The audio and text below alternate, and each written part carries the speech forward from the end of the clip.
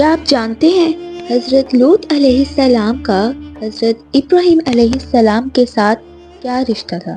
حضرت ابراہیم علیہ السلام نے حضرت لوط علیہ السلام کو بستی کی طرف کیوں بھیجا؟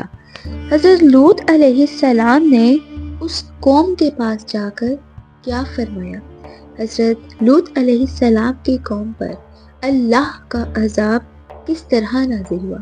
السلام علیکم viewers, welcome to my YouTube channel. ان تمام سوالات کے جوابات اس ویڈیو میں ہیں، تو ویڈیو کو کہیں سے بھی اسکپ نہ کیجیے گا، اور اگر آپ نے ابھی تک چینل کو سبسکرائب نہیں کیا تو جلدی سے کر لیں تاکہ آپ مزید اسلامک ویڈیوز دیکھ سکیں۔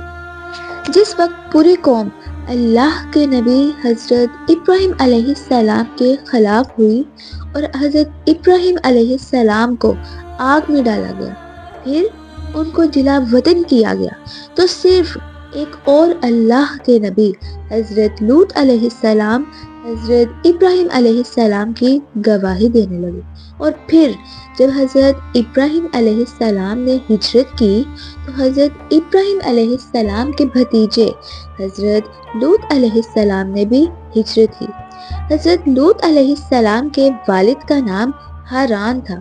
حضرت لوط علیہ السلام کے بچپن میں ہی ان کے والد کا انتقال ہو گیا۔ تب سے حضرت لوط علیہ السلام اپنے چچا یعنی حضرت ابراہیم علیہ السلام اور اپنے دادا کے ساتھ رہتے تھے۔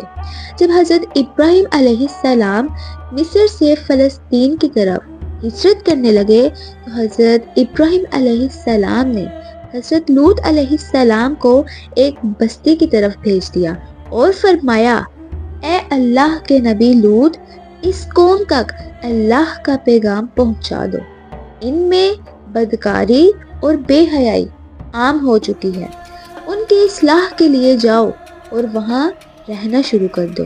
تو یوں حضرت لوط علیہ السلام سدوم بستی کی طرف روانہ ہو گئے۔ یہ بحر مردان کے پاس ایک بستی تھی۔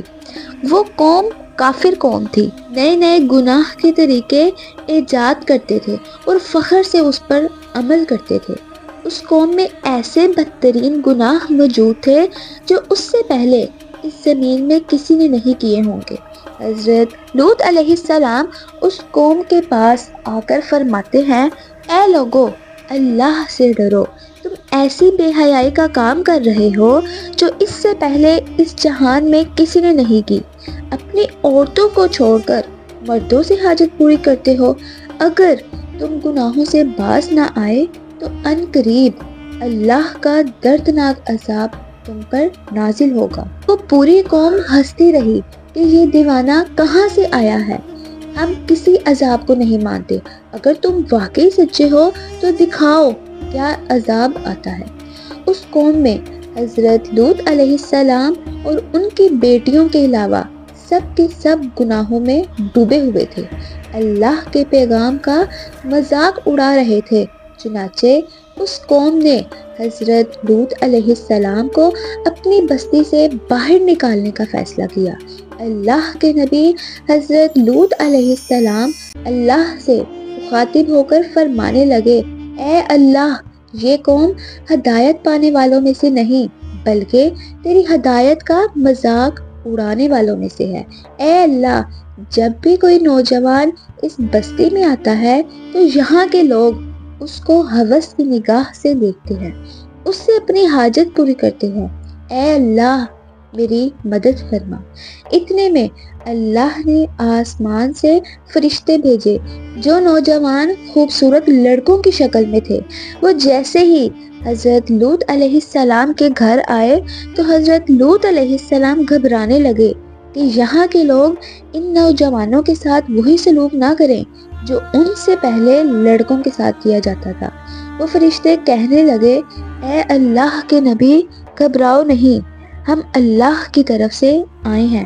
اور جبرائیل علیہ السلام فرمانے لگے، اے لوط، اپنے گھر والوں کو اس بستی سے لے کر چلے جاؤ، کیونکہ صبح یہاں پر اللہ کا عذاب آئے گا، اور اس بستی سے جانے کے بعد پیچھے مڑ کر نہ دیکھنا۔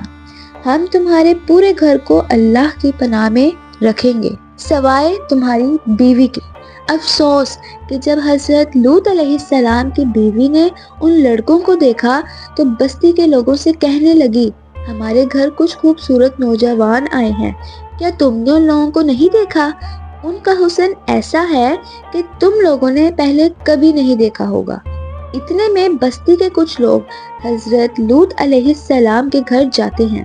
حضرت جبرائیل علیہ السلام ان کو ایسی ضرب لگاتے ہیں کہ وہ تمام لوگ گر جاتے ہیں۔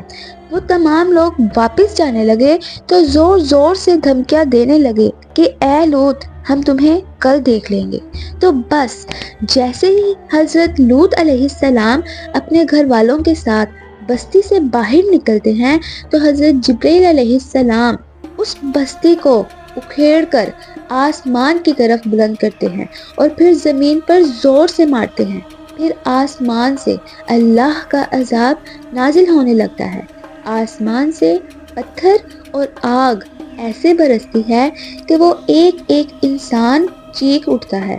ان کی چیخیں اور آواز جب حضرت لوط علیہ السلام کی بیوی کو سنائی دی تو وہ بار بار اس بستی کو مڑ مڑ کر دیکھ رہی تھی کہ اتنے میں آسمان سے ایک پتھر آتا ہے اور حضرت لوط علیہ السلام کی بیوی کو لگتا ہے اور وہ وہی مر جاتی ہے۔ آج بھی حضرت لوط علیہ السلام کی قوم پر عذاب کے نشانات زمین پر موجود ہیں تاکہ انسان غور و فکر کرے۔ بے شک اللہ جو چاہتا ہے وہ ہو کر رہتا ہے۔ تو ویڈیو کو لاسٹ تک دیکھنے کا آپ کا بہت شکریہ۔ روزے کے روحانی اور جسمانی فوائد جاننے کے لیے نیکسٹ ویڈیو کا انتظار کریں۔ اللہ حافظ۔